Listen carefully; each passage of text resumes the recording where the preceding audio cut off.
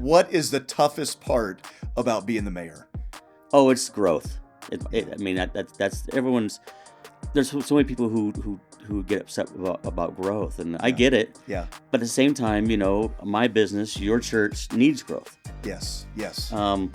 And when you guys moved here, when I moved here, in order to do anything fun, you had to leave Castle Rock. You did. And I don't leave Castle Rock unless I have to now. Yeah. Well, Castleview, good to see you this morning, and thank you for joining us this week on the Castleview Baptist Podcast. And we have a really special guest I've been kind of chasing after the last few weeks and hoping that I could get him on. We are privileged to have our town mayor here in Castle Rock, Jason Gray.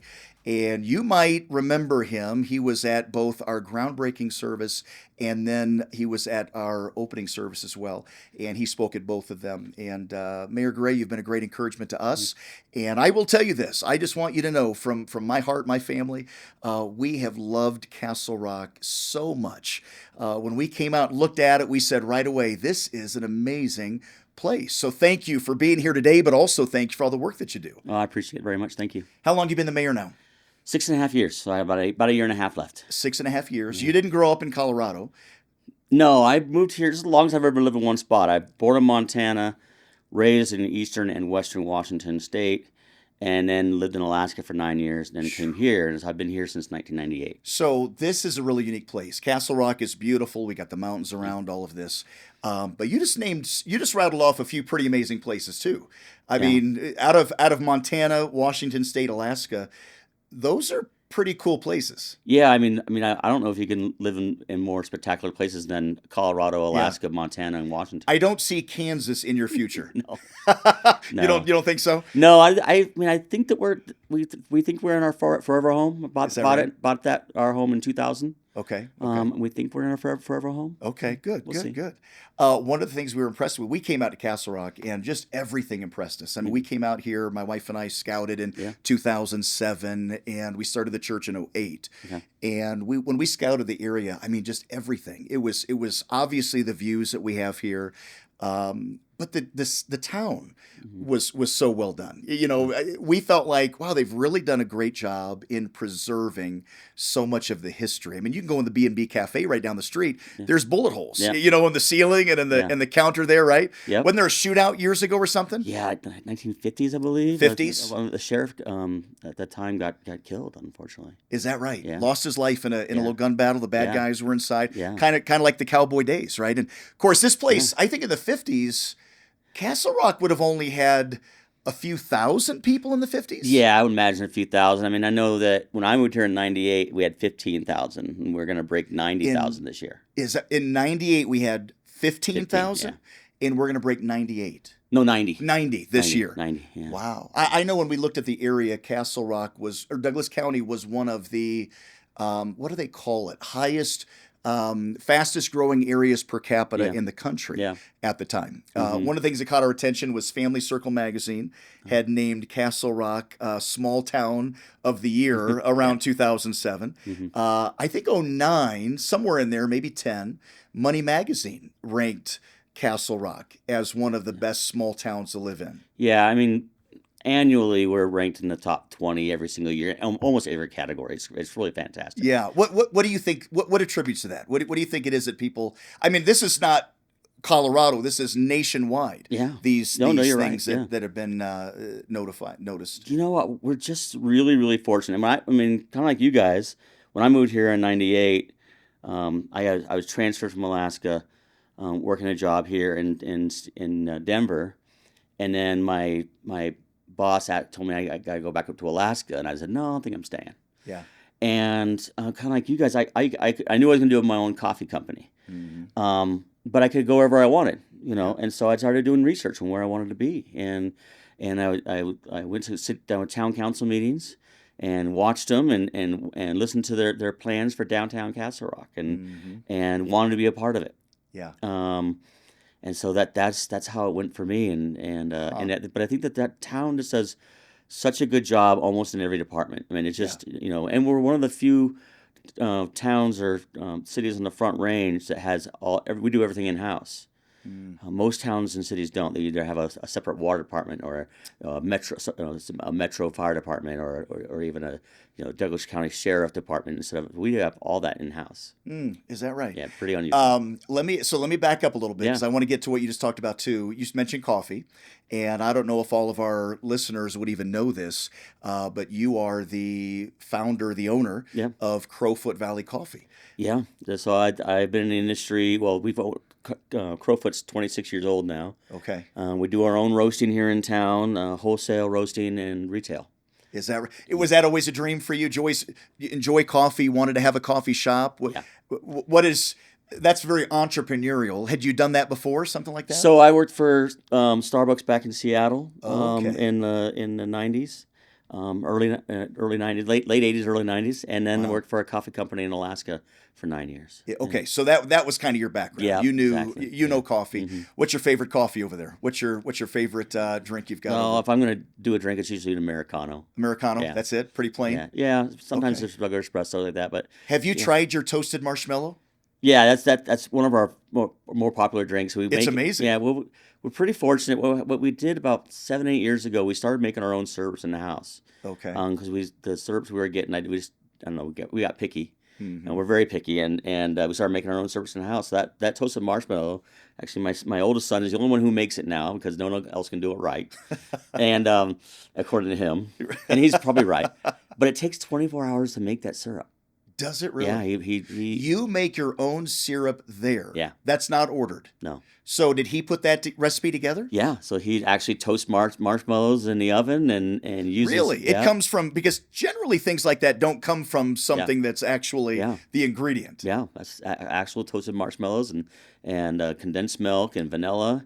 He's got, and it has that gelatin in it. It's really hard to get the consistency right, so that's why it takes so long, because he heats it and he cools it and he heats it again and he cools it, and it's just a process. Whole process. Yeah. Well, anyone listening right now, I'll tell you, the toasted, you got to try. If you like a sweeter drink, the toasted marshmallow is what I get. I think I get mine in a mocha over there, and it's fantastic. Yeah, and we have about 7 or 8 different syrups that we make in house, and I think this adds to the product. I mean, no doubt. We're snobs for sure. I mean, we're fortunate. We've been best of Douglas County, I think, 20-something years in a row. Is that right? And I think roasting and how I was thinking when I wanted to do my own company, I wanted to make sure I roasted because I wanted to make sure I controlled the product. Yes, and there's no shortage of coffee shops in Castle Rock.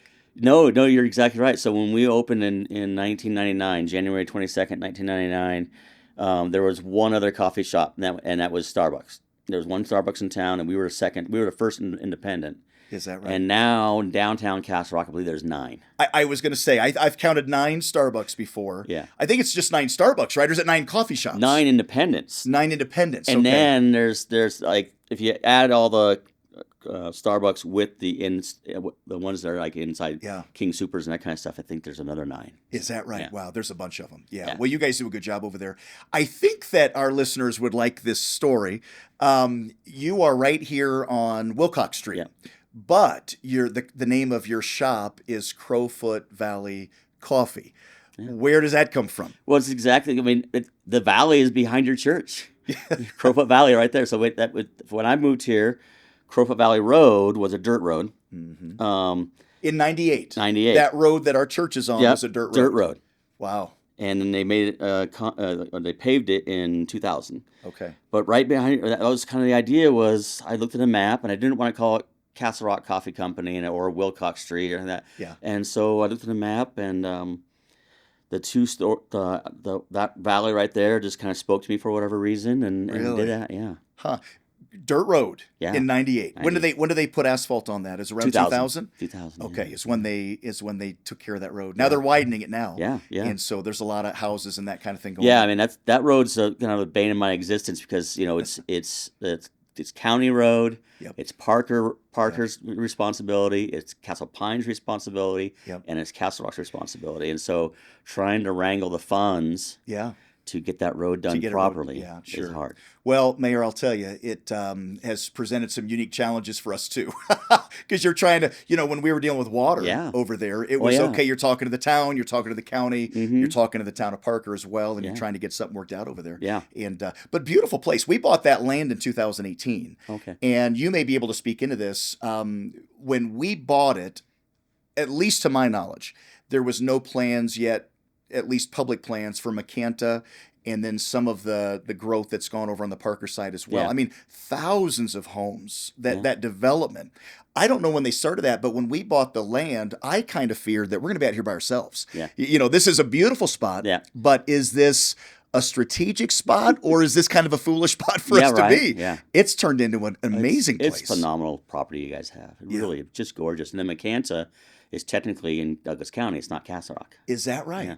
Okay, I was thinking that was part of the town of Castle Rock. I get emails weekly from residents asking me, can you do this? Can you do that? And I'm like, yeah, you actually live in Douglas County. You don't live in Castle Rock. Yeah. So, Okay. Well, that leads me to another question. Yeah. What is the toughest part about being the mayor? oh, it's growth. I mean, that's everyone's. There's so many people who get upset about growth, and I get it. Yeah. But at the same time, my business, your church needs growth. Yes. Yes. And when you guys moved here, when I moved here, in order to do anything fun, you had to leave Castle Rock. You did. And I don't leave Castle Rock unless I have to now. Yep. And I get kind of angry when I have to leave Castle Rock. Jason, that's interesting you bring that up, because I'll get on like social media sometimes. Yeah. And if it's any kind of a Castle Rock post or whatever, you've got obviously a number of people that love it here. Yeah. How could you not? I mean, Yeah. I still haven't gotten over the views. Mhm. When you drive over 25, you're coming south. I'm still driving, looking around, and I just love. It's a beautiful place. Well done town. But it's so interesting to me how many people complain about things, and they hate the growth. Well, and that's the thing is, like, it's all been planned. I think that people don't understand that this was planned long before I moved to town. 84 was our first kind of like planned. Is that right? Yeah. There was a master plan, Master right? plan, And yeah. then there was a 2020 plan Yeah. that was put out a Yeah. number of years ago as well. In 2000, I was part of that committee. I was Okay. at that time I was a chamber board Okay. member, and I was on it was called the 2020 plan. We did it in 2000, and every single development that you see has been planned. I think that people Think it just kind of got thrown up all of a and sudden. we have all these planned communities, right? We have Castlewood, you have Founders, you have Meadows, now Crystal Valley. I mean, and but they were all on paper. All And, on paper We thought already.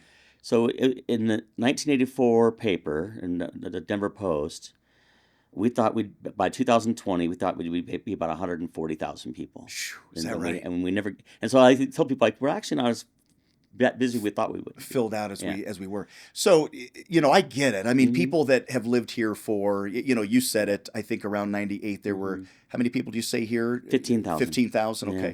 So you've got a little, one stoplight town just about, Yeah. because, I mean, in the 17 years we've lived here, it's changed. Yeah. So I get it. There's more traffic. Yeah. But you're right. You have to develop it to be able to have more opportunities, more things to do. No, you're right. I mean, that's the thing. I tell people all the time, do you like the hospital? Oh, I love the hospital. Well, it's here for one reason: growth. Yeah, growth. I try to tell people all the time, like right now we're in the middle of not we, but the hospital is in the middle of finishing their cancer center, and their cancer center will be done. I talked to the CEO the other day. It'll be done December 31st this year. He's guaranteed. Has to be done. It needs to get done. Yeah. So he's like, when is it going to be done? He's like, December 31st. So, Wow. But 49% of Americans are going to get cancer. Yeah. And my wife's already had it. She had to do all of her stuff in Porter Hospital, and my sister-in-law has it now, and she's at Porter Hospital. And you don't think about how long that drive is, and how secluded and lonely and sad. Yes. And to have that in town is a big deal. And the only reason it's in town is because of the growth. We couldn't support that in 15, 20,000 people. No. That's interesting you say that, because as a pastor, I've done a lot of hospital visits, and for the first 5-8 years we were here, if I was going to go visit the hospital, it was Porter, it was, Sky Ridge would be the closest place. It was, you had all kinds of places you had to drive to. Yeah. And it is so nice now, and to have a great hospital the way that we do. Yeah. And we're going to break ground on a second hospital over by the Costco in 2027. Is that right? Yeah. Okay. So, breaking news then, okay? Costco's coming. Yeah. And I've been hearing that Costco's going to happen. Yeah. Is that down at the Crystal Valley area, Interchange. that interchange? Yep. Okay, so that'll be the southernmost exit in Castle Rock. Exactly. Then is that right? Yep. Okay. Do you know that it's interesting. We almost bought the 4.67 acres that is right at that interchange. You know, the bridge, the big bridge is coming in right there. There's a little spot. There was a couple of old houses there. Yeah. And that's in the town of Castle Rock. No, it's not? Douglas County. Is that Douglas County too? Okay. Yeah. We almost bought that. And I am so glad we didn't. The guy that owned that didn't want to. He just didn't want to, sell it to a church, to be honest. And we were trying to. We came in a little bit lower. I think we ended up giving him a full price offer though, and he rejected it. Basically, he didn't. He just didn't want to deal with the church for whatever reason. Interesting. And we look back at that now and go, we're so we needed more space than 4.67 acres, and then to know what's come around it now, it just would have been a nightmare spot for us. Yeah, I think we're probably. I think we're working on annexation for that, but because it needs to be in the town because it's just it's surrounded by. We have weird pockets in town that we call them donut holes. Yeah. The Catholic Church, for example, is in Douglas County. Is that right? St. Francis. Yeah, we're gonna annex that this year. So we don't annex unless people ask to be annexed. Okay. We don't do eminent domain. It's pretty rare. Sure. I think we've done it twice since I've been mayor. And, sure. And when we do eminent domain, we end up paying 20% more than the value. Okay. We try to treat people right for that. Sure. Fact. But the Catholic Church in that community right next to it, the donut hole, and we'll probably figure out how to annex that. But they came to us. They need water. Okay. And they came to us and said, hey, we need water. Can we annex? And so they're on a well currently then. Yep, exactly. Over there. Yeah. Okay. So Costco's coming. That's been a big deal. Yeah. When is that supposed to open, by the way? Oh, March 1st, 2027. Is that right? Okay. That'll be here before you know it. Yeah. All right. One that people ask about all the time. I'm sure you've been asked about it 1,000 times. Yeah. Olive Garden. Is there any plans for an Olive Garden yet? I don't think there are. So Olive Garden had a contract with the Promenade. Promenade. Not Promenade. Sorry, the Outlet Mall. Okay. So next to the Promenade. And it fell through. I don't know if they're coming or not. Okay. So, we'll see what happens. Yeah. Okay. What about Trader Joe's? Anything? I know Parker's getting one. Parker has one. One. Okay. Yeah. Okay. Trader Joe's we think is going to be out here probably near the Costco. Probably near the Costco. Think. Okay. That's going to be quite a shopping center down there. Yeah, I think he has LOIs for like 17 or 18. Wow. Okay. There's a lot of homes down there it could support. Yeah. What else interesting is coming in here soon? Well, I think the most exciting part is this weekend, actually, Saturday, is kind of our grand opening for Lost Canyon Ranch.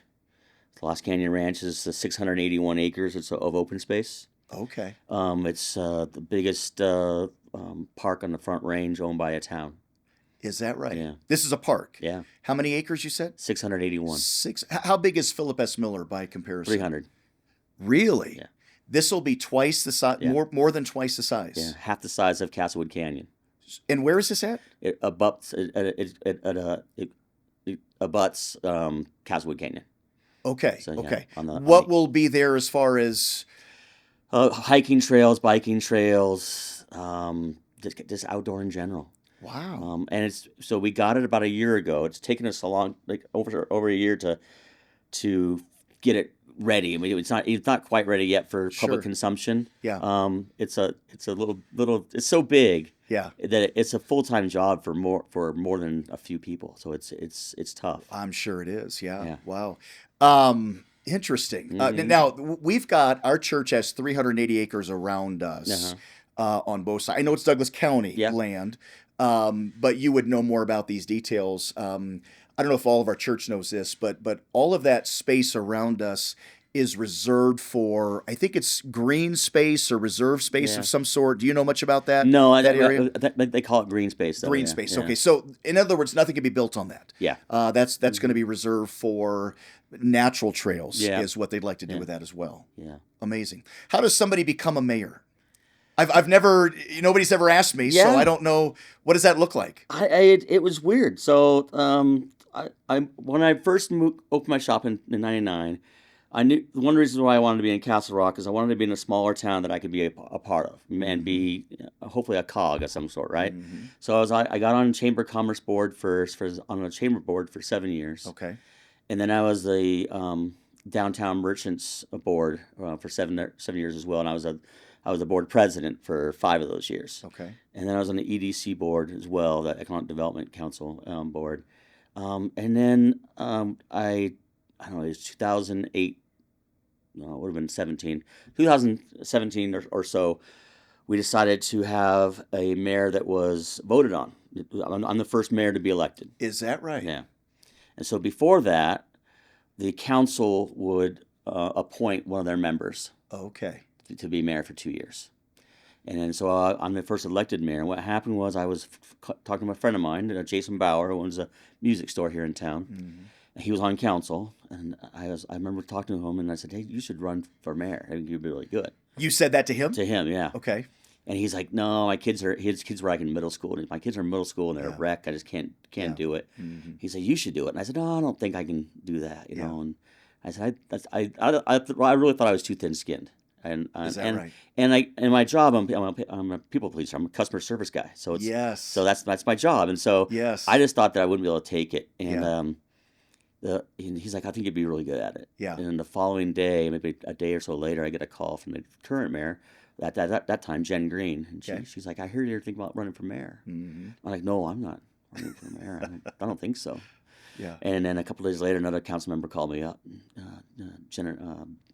Renee Valentine, and she's like, "I heard you running for mayor." I'm like, "Oh, I don't think so." Yeah. And by the end of the week, I was running for mayor. Wow. Is Yeah. that right? Yeah. So help me with this. Yeah. I'm a people pleaser too. Yeah. And as a pastor, Mm-hmm. I would think it's probably similar to being a mayor. I think it's very similar. You hear a lot of really positive stuff, Mm-hmm. but you also get the really, and it's usually polarized one way or the other, right? Yeah. I mean, either they love you or you can't do anything right. Yeah. We've got a lot of leaders in our church, small business owners, Mm-hmm. and that kind of thing. Maybe for my benefit, I'm kind of learning through this. Mm-hmm. I think I made a comment when we got in the building early on that I'm a recovering people pleaser. Yeah. Because you can't lead well if Yeah. you're always trying to, you're always going to go back and forth, right? I mean, Yep. you've got to at some point decide where you're at. That's a good point. How did you get over that? It happened pretty quickly. I think that once I got into the role, I realized that there's a lot of things that I do out of council that are set in motion already. Mm-hmm. And that's it's a yes or a no answer, right? Mm-hmm. And there's not a lot of room for gray area. There's some here and there, but usually, like if it's an ordinance, it's an ordinance. Yeah, sure. You sure. know, or if it's land development that's already been purchased and already has a entitlements to it, it has entitlements. Right. Right. And you can negotiate some of the finer points, like, hey, maybe we don't want to, I know you have, you can do 900 homes. Would you guys be okay with doing 600 homes? Mm-hmm. So there's a lot of negotiations behind the, Okay. behind the sure. curtain, that kind of Sure. stuff. Sure.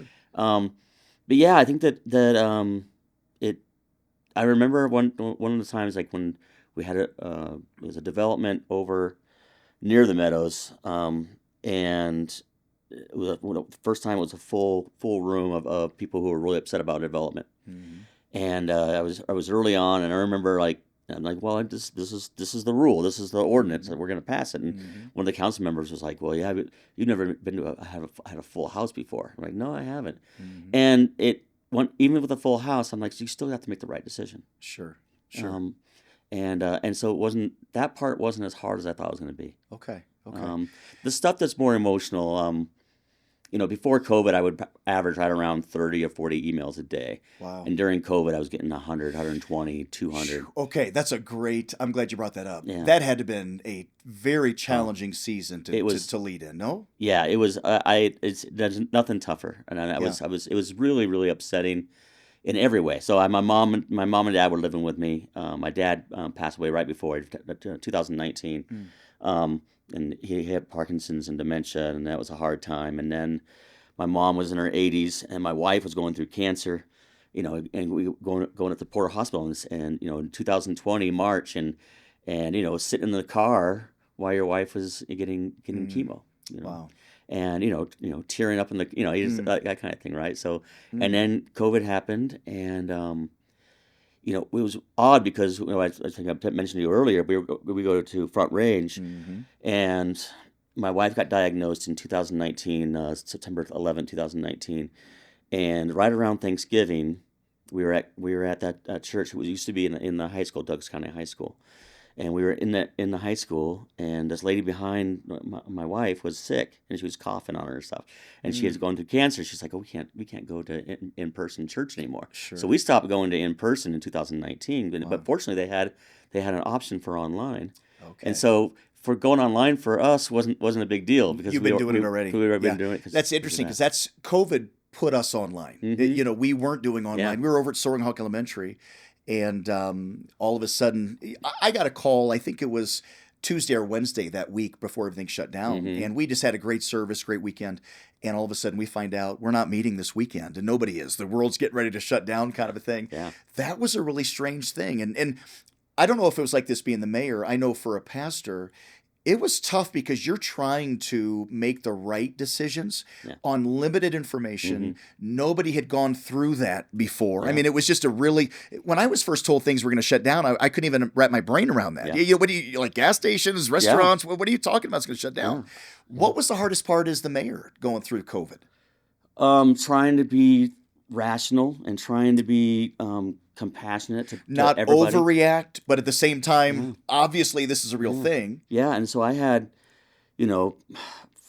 most of my friends are entrepreneurs, and so I had a lot of people who were really mad at me for trying to shut down their business, supposedly, right? That wasn't any of my goals. Of course. I mean, so what I try to do is I want to support my business people that I'm friends with, but I want to protect the people who I'm close to, right? Yeah. And so that was really, really, really, really rough.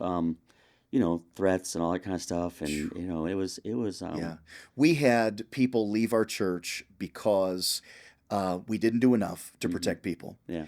And we had people leave our church because we did too much. Yeah.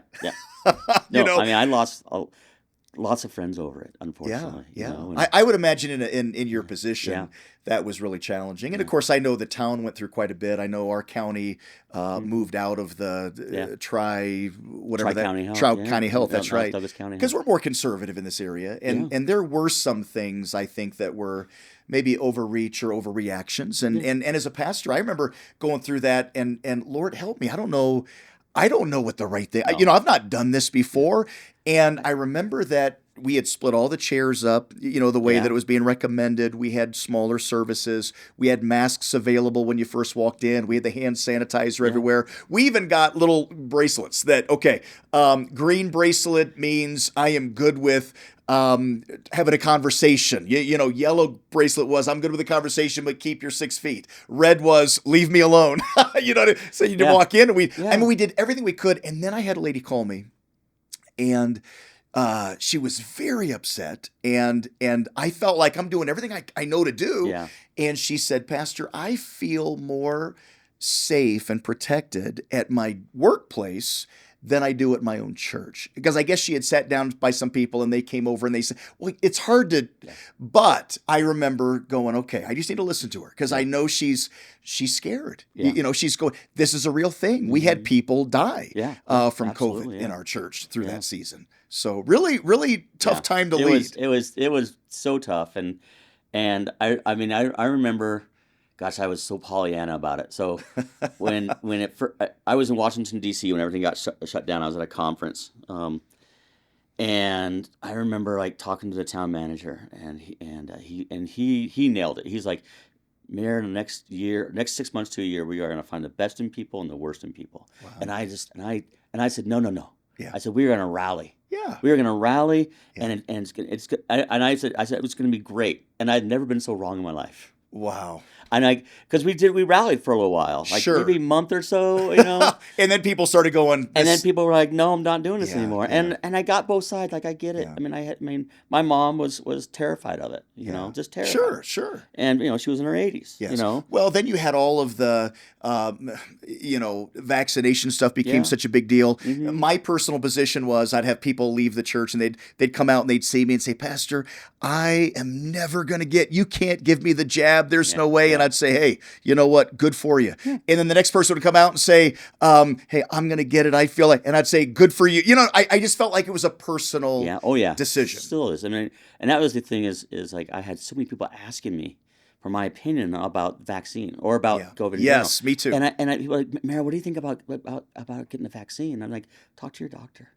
Right. Talk to your doctor. I'm like, and they're like, well, I'm not sure if I trust my doctor. I said, well, get a new doctor. Yes, absolutely. Yeah. Well, it's interesting because I think our jobs would be similar in that sense that, well, the mayor's got to know. The mayor's got to have a good opinion on this, or well, the pastor knows. And I'm going, listen, there's nothing in the New Testament about COVID vaccines and all those kind of things for sure. Yeah. And really interesting time. Yeah. So I got to think that being a mayor is just you're balancing a lot of things because you've got your coffee shop that you're putting a good amount of time in, right? I mean, is that a full-time job for you? Yeah, right around. I mean, I put right around 40 hours a week. I try to go there pretty much Tuesdays through Sundays. I try to take Mondays off for fishing. Okay, is that right? Yeah. You got any good fishing spots to share? I do. You do? Really? You're going to tell us right now? I try to go every Monday year round. Yeah. Okay. Try to get out and get out for fishing. Okay. River fishing? Yeah, mostly river. I'll do whatever, but do you go over by Deckers? Yeah. I hear there's great water over there. Yeah, I go to Deckers pretty much in the winter times. In the summer, it's just too crowded. Just too crowded in the summertime. Too crowded. Yeah. I've not found a great place yet, and it may just be that I'm not very good at fishing. But we'll have to talk later, and that way it'd just be me and you standing out there. There you go. Instead of our whole church. Yeah. Standing there trying to get some fish. Yeah. So 40 hours a week over here, and then how much time does being mayor take? About 40. So about 40 a week. You're working full time, two full-time jobs. Yeah, I mean I'm on 13 different boards besides mayor. Is that right? Yeah, it's not too many. But that is too many. I'm on the CML, which is Colorado Municipal League. Okay. Executive board. We actually have a conference. Yeah. Thursday, Friday, Saturday in Grand Junction, so I got to do that. And so that last few weeks, I'm putting more time in at Crowfoot so that I can take this time off to do that. But I'm also on Public Commission board. I'm on the Firefighters board, Audit board. Wow. Douglas County Homeless Initiative Board. Wow. Douglas County Community Foundation Board. So your life will change in a year and a half when you're done. You'll probably be on a lot of boards still, but as far as being the mayor, some of the responsibilities obviously will fall away. Yeah, I mean, I would imagine. I mean, there's a couple of boards they'll still want me on. I think. But your wife's got to be excited about that. Yeah, I think she is. Yeah, she. But she's. I wouldn't have done it without my family support. Yeah. And she's super supportive about it. Good. And just an amazing family, really. My wife's amazing, but the two boys, 123, 125, and they're both super supportive as well. My oldest one, he's on the Downtown Merchants Board. He's on the board of directors. He's a vice president of that board. Is that right? Yep, he's also on the Public Works Board, too. Wow. Yeah. Your wife's name is Catherine, is that right? Catherine, she actually taught at Soaring Hawk for 13 years. Is that right? Yeah. I met her, of course, at our services that we had. Very sweet. Yeah, my wife really enjoyed getting to know her a little bit, too, when we were there. Yeah, she lights her room up and takes a little energy off of me. So yeah. Is being mayor? It's got to be more than just a volunteer position. There's got to be some compensation, I would guess. $1,200 a month. Okay, really? Yeah. For all the hours you put in. I didn't think it was much, but I didn't think it was that low either. Yeah. $1,200 a month for all of the emails and all of the complaints and all of the attacks and everything else. Yeah. You're not getting rich off of being the mayor. No, I mean it's interesting because I'm sort of a perfectionist, so when I became mayor, I wanted to be the best. Yeah, right. And we hadn't really had one yet, so I wanted to set the bar. Wow. We had mayors, but not elected. Sure. When I first ran for mayor in 2018, I won by 57 votes. 57. Yeah. Yeah. I read that. I was going to ask you about it, so I'm glad you brought that up. 57 votes. Out of how many votes were cast? 34,000. 34,057. So for people that think my vote doesn't count. Yeah, right. I guess you got a different message. Yeah, it took them a week and a half to figure it out, and hanging chads. Yeah, all that kind of stuff, right? And then if it would have been 55 or less, it would have gone to a recount. Is that right? Yeah. Really? And wow. Okay. Yeah. That's amazing. That's very close. Yeah. Well, I'm glad for what it's worth. I don't know who you're running against, but we think you've done an amazing job. I appreciate it. The second time I ran, no one ran. Is that right? Yeah, I was unopposed. It's a little easier that way. I get it. I bet it is. Yeah. Well, I'm excited about where the community is going Yeah, and me too. what you've been doing with it. Yeah. How can our church help make a difference? How can our church contribute to the betterment of our town? I think volunteerism, Mm. whether it's a board or a commission or whether it's doing cleanup, we do like cleanups for the creeks and that kind of stuff. Mm-hmm. We do cleanups in our parks, Yeah, and yeah. I really believe in volunteerism. Volunteerism. Yeah. As a man of faith yourself, do Yeah. you see the faith community being important in Yeah. our town? Yeah, we have some amazing churches in Castle Rock. We do. And we got a lot of support from the churches and the community Mm. and pastors and fathers as well. And it's been that's probably one of my favorite things is how much support we actually do get behind the scenes. Yeah, I love that too. Yeah.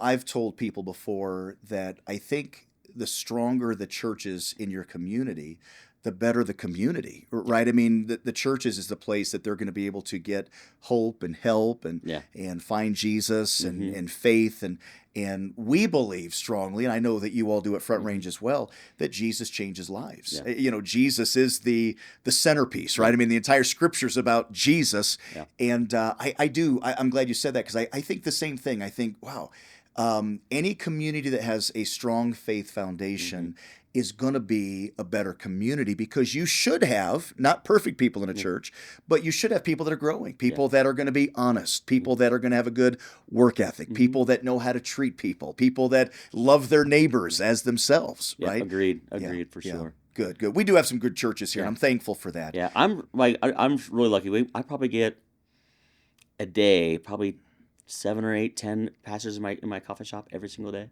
Well, I was there this morning, Yeah. and they weren't. I don't. Well, one of them might have been, but one of them wasn't. I know, but people just with the two people that were in there when I was in there Mhm. when I first got there had their Bibles open, and they're studying, and just really neat to see that in the Yeah. community. We're a little more conservative here, Yeah.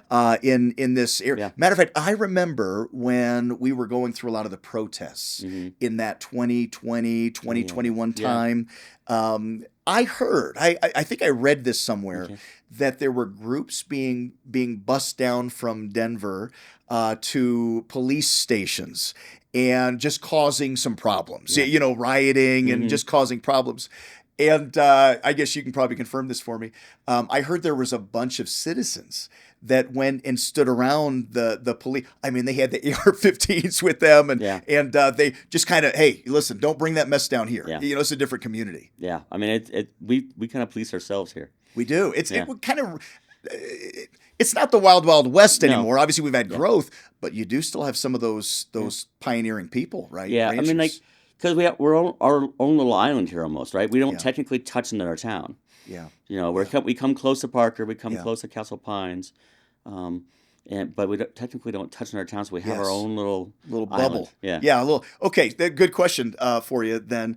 When I first moved here, I thought, well, where Cabela's is now, for example. Yeah. I would drive down here and go, hey, we're going to have miles of open space because you can't build on these hills. Yeah, yeah. Well, then they start knocking hills down, Yeah. up in Denver, Lone Tree or whatever, Yeah. and they start building on it.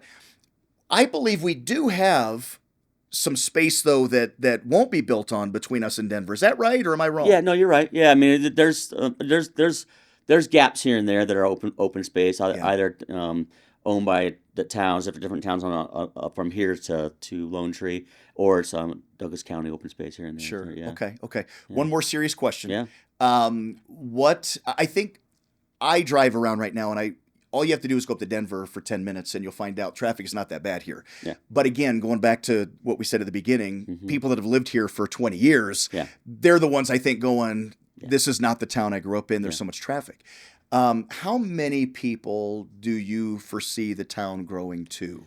We figure our build outs are somewhere between 120, 130, probably in like 2060-ish. Okay, by about Yeah. 2060 Yeah. or so. Okay. Yeah. So we're slowing down. So I think a good example is from 2012 to 2022. So 10 years, we averaged 3,000 people a year in Castle Rock Mm.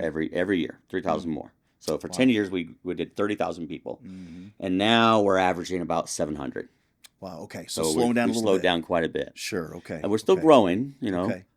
We used to average 100 just over 100 building permits for houses a month for 10 years, and now we're averaging about 20. Wow. Okay. Yeah. Okay. Yeah. And I think the biggest challenge right now is probably infrastructure, as Hmm. far as streets, roads, those Yeah. kind of things. What's the plan there? I think the east-west ones are the most challenging. We don't have Yeah. the interstate, obviously. That's going Hmm. north-south. Yeah. I think the challenge is those arteries. Yeah. And I'm over in the meadows, and I would think it'd be challenging because you've got the valley in there, and you've got that creek that Hmm. runs through Yeah. there, and all of that. How does the town look at the infrastructure and plans for maybe Yeah. So some of those we just arteries? did our public maintenance our public works maintenance last council meeting, and kind of our forecast for the next 20 years actually on it. Mhm. And it's just interesting. Like this year, like you said about where your church is, we're redoing widening and that kind of thing on Crowfoot Valley Road.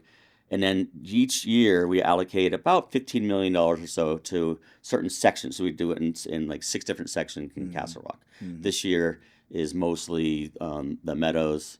Next year will be mostly downtown, and then it kind of go that way for just for maintenance and redoing the streets and kind of stuff. Okay.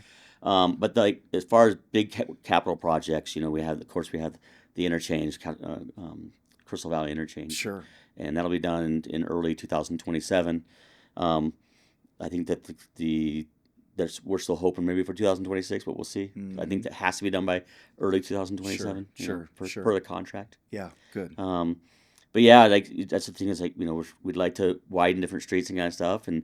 and I think that a lot of times we forget like how expensive that really is. It's Sure. millions upon because when you widen a street, you have to tear up it and get There's core. utilities that were there Yeah, already. You've yeah, got, I mean, there's a lot. yeah, yeah, Just going through the church build. I yeah, mean, just even having workers out there yeah, with signs. It just, I know that yeah, it adds up pretty fast. yeah. How can our church pray for you and for our town council? I think for safety and good decisions. Mm. I think that I mean, there's unfortunately, as we saw last week or so, those 2 firefighters that they got shot in Idaho, and Mm. we had the politicians in Minnesota get shot, and I mean Mm. it's a dangerous place sometimes, Mm. and but we have a lot of people who are praying for us and praying for good decision making Yeah. and safety, Good, so good. yeah. Well, I want you to know that we appreciate you. Our church does. We're thankful for the place. Yeah. We pray. I'll talk a lot that Yeah. we're so thankful for the community God's given us, and growth brings growing pains. Yeah. We're experiencing that as a church, right? Yeah. I mean, so we've got some people that I miss Yeah. what it was like when we had 60 people Yeah. in the church. I knew everybody. Yeah. I just found out recently, a few months back, I guess, that a couple had left because the church was just too big. Yeah. And I get that. Yeah. Everyone's looking for something a little bit Yeah. different or Yeah. whatever. Growth always brings Mhm. challenges, Yeah. but I feel like you guys have done a really good job with the overall plan. And Yeah. I'll tell you this: downtown is a different place than it was 15 years ago. Yeah, no, I mean that's the thing is like I think that people think it happens by accident. It doesn't. There was a lot of planning, a lot of hard work. Um, when I moved here in '98, I thought downtown was going to be what it is now, like in 2004, 2005, Is that right? right? Yeah. And it just wasn't, and it's still what I think what we're doing well downtown and what we do well in other places is downtown is local, and it's Mm. almost all local businesses, Yep. local people. We want a walkable downtown. People Mhm. can live downtown. We have a new apartment complex open up Yes. behind this building right Yes. When we Um, first moved into town, there were not many people walking here. downtown. No. I mean, it was kind of dead. Yeah. When we first got here in '08, it'd have been hard for a business to make it. Yeah, '08. Of course, we're right in the beginning of the recession, Recession. and that was rough. I mean, that was really sad. Like our growth went to about zero. I remember, I was at that point I was on the Downtown Merchants Association and trying to drum up business, and and for we used to do movie nights. We still do once in a while, but we were doing movie nights, and we would get the cost of these movies, and we just couldn't afford it. So we had to go through to pay for them. We had to pay for all the movies. But I Mhm. remember, like, we got like Apple Dumpling Gang and Mary Poppins because they were so inexpensive to do it, and if we got 100 people for movie nights, it was ecstatic. And Yeah. usually it was everybody who were all your friends went to the thing, right? Uh-huh. Now when I go to on Wednesdays, we have jazz music in the park, and Mhm. there's 300-400 people on a Wednesday. Yeah, yeah, wow. You Well, know? it's so with the condominiums and Yeah. apartments that are over here and that kind of thing, it's just made it the businesses. And I'm with you. I love the local. We've got the Castleview Cafe just came Yeah. in down right Yeah. below us, and Wide Awake Eatery just came in, and Yeah. and we love the local little shops Yeah. and places too. No, that's the thing. Is like that's still what I'm a small business person at heart. You Yeah. know, and like I said, most of my friends are small business people. Yeah.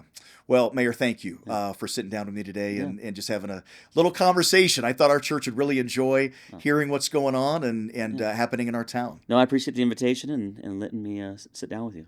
Thank you so much. Castleview, thank you for watching this episode. And you make sure we pray for our mayor, our town council. There's a lot of decisions that go into things, and sometimes we don't think about it. We see what we like and what we don't like, and it's easy to jump in and be critical. And I just think God has blessed us with a great town. And by the way, the Bible tells us to pray for those who lead and for those kings and people that make decisions, our government. And so I'd really encourage you to pray for the government that we have. And we may have a few other listeners as well that since we had the mayor on today, you jumped on and wanted to hear what was going on in town. If we can ever be of service to you, if we can help you in any way at Castleview Baptist Church, reach out to us. We're at 5054 Crowfoot Valley Road. Our website's castleviewbaptist.com. We've got a wonderful church family that would love to sit and hear your story. And if we can help in any way, feel free to reach out anytime. My cell phone is 720-878-8872. And we're thankful, as the mayor mentioned a moment ago, we've got some great churches in our community, and we're thankful to be able to serve you here as well. Hey, thank you for watching this episode of the Castleview Baptist Podcast. We'll see you again next week.